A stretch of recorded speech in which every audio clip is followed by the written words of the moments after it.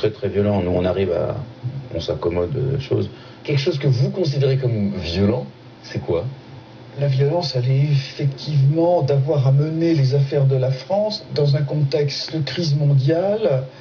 Quand on rentre à l'Élysée au Conseil des ministres, on se dit, voilà, je fais partie du gouvernement d'une des plus grandes puissances mondiales.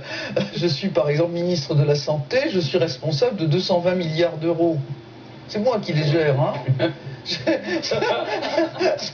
C'est quand même pas rien. C'est des responsabilités quand même. Ensuite, j'ai été ministre des Affaires sociales. J'avais en quelque sorte rétrogradé au point de vue budgétaire. Je ne gérais plus que 130 milliards d'euros.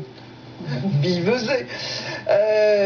Voilà, vous êtes en responsabilité.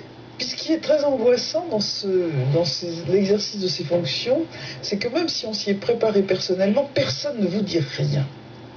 C'est-à-dire? Personne ne vous dit comment il convient de vous comporter, ce qu'il faut faire. La première fois que j'ai été nommé ministre, je me suis dit, je vais avoir des gens qui vont me dire, voilà, il faut faire ça, il va y avoir un type qui va me recevoir, qui va m'expliquer ce qu'il faut faire. On vous dit des choses, mais on ne sait pas trop si vous vous adressez à la bonne personne. On met des mois avant de réaliser qui détient vraiment le pouvoir, quels sont les conseillers occultes qui sont vraiment les gens qui comptent. Vous pouvez être plusieurs années dans la machine en passant à côté de gens qui ont le réel pouvoir de décision et sans les avoir détectés.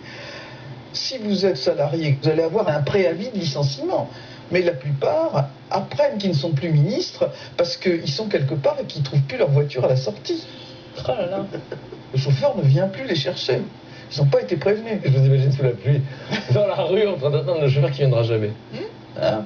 C'est un mot très drôle d'un de mes ex-collègues, François Boulard, qui a dit « On se rend compte quand qu'on n'est plus ministre quand on s'assied à l'arrière de sa voiture et qu'elle démarre pas. » C'est bon ça.